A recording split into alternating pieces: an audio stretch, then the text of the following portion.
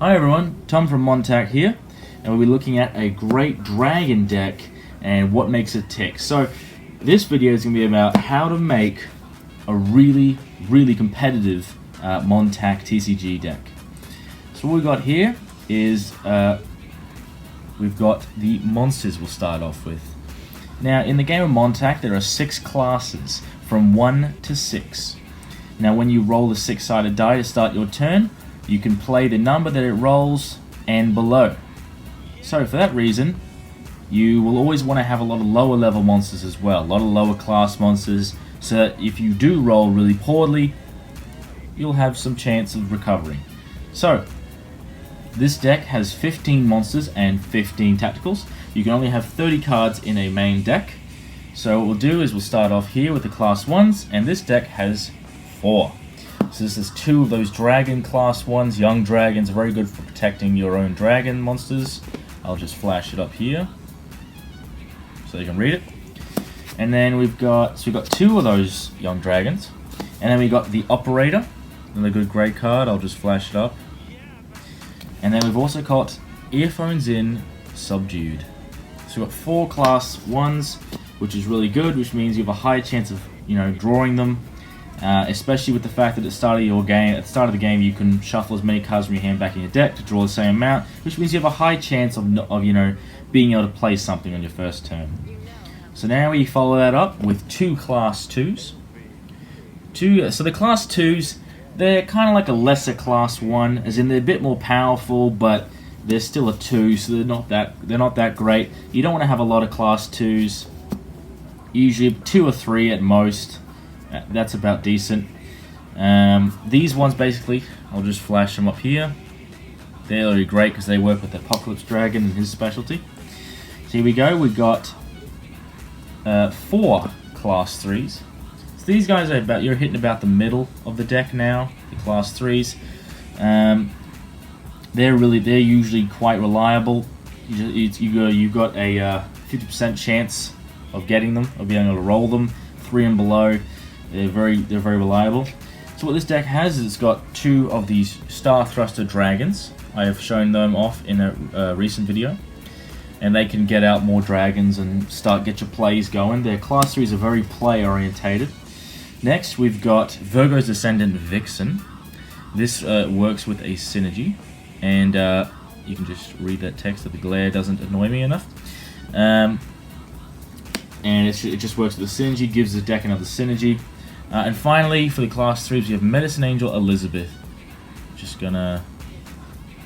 is really a must for this deck, because basically every time it's in play, you gain a health point for every synergy in your asset pile, so it's really good for getting a lot of health points on the board. And dragons lack that. So as you might have noticed, there's a lot of class 3s, a lot of lower levels. And you might have noticed that's already, 10 of the cards gone. So as you can see, the rest are going to be 5 and above. So you start off with 2 class 5s. Class 5s are your main enforcers, or good. They're really good for enhancing play. So they're usually not your big gun. They're usually the enforcer or the value. They really add to your overall strategy. These ones count as 2. So the reason that's great is that works with the dragon deck in bringing out more dragons and sacrificing their own dragons to get rid of enemy monsters. So you have 2 class 5s there, and following that up with 3 class 6s. So usually you want to have 2 or 3 class 6s, at least 2, because these guys are your playmakers. They're basically your main guys. They're the ones that organize everything, and the whole deck is really based around them. So you want to have every other card you have in the deck work and do everything and build up to them. Some decks have a different way of approaching it, but the main way to make a decent deck, this is what you got to do. So we've got 2 Apocalypse Dragons here. Basically you discard 2 cards, send a monster in play back into the to the perish pile. That's why those tactical fodder soldiers, when they're discarded, they go right back to your hand. So it's really nice, and can get you that specialty off for free, basically. And you got Divine Dragon Xerxes. So these guys are going to be your main synergy guys. And yeah, so I'm showing that off. Let's get to tacticals. So tactical wise, we've got these class 1s here. Monster Transfer, got 2 of them. You want to have a lot of low level tacticals, not too many. Lady Luck, discard and draw. So a lot of low level. Star Hand adds up to 5 cards. For each card added, your enemy gains a health point, but it's a really great card. Regeneration, another one. 1s, a lot of 1s in this deck, but that means they can be played regardless of what is rolled, so it's really nice. So we get into the 2s. Now I only have 3 class 2 tacticals here. So tacticals you want to keep really low with class. It doesn't make them bad tacticals if they're a low class. It's not as drastic compared to monsters. For instance, you'll have a lot of high powered tacticals that are actually class 1s, but they're really good to have at a lower class. Means that you can use them usually whenever. These are red diamonds you can play on either player's turn. Makes them a really nice, reliable tacticals. So now we get into the class 3s, only 2 of them here. So class 3s, as you know, it's a 50-50. Really nice to have though, because these guys can bring out your dragons. They sacrifice 2 dragons you command with the same name and class that are class 3 or higher, and you bring out a dragon from your deck or from your perish pile. So as you can see where the deck will move into there. Now we have Giant's Wrath, the class 4 tactical. You're starting to kick it up here, and what this does is basically, I'll flash it up here, you can read that. But it's a kind of expensive card to use, but it has a very large payoff, a great payoff for the deck. Now we get to this, and this isn't actually a class. What this is, it's actually a tacticalism, not a tactical. So what this card does is, see that in the top right corner, it has a 1+. So what it means is this requires you, and it has a little spiral instead of a diamond. It's a red spiral, which means you can play on either player's turn, same as a red diamond tactical. But it requires you to have a synergy. You have to command a synergy for this to be played. Now, what the 1+ is that synergy has to have a timer of 1 or higher. So this synergy has a timer of 3. So you could play this synergy and then use the tacticalism. But you cannot use a tacticalism if you don't command any synergies.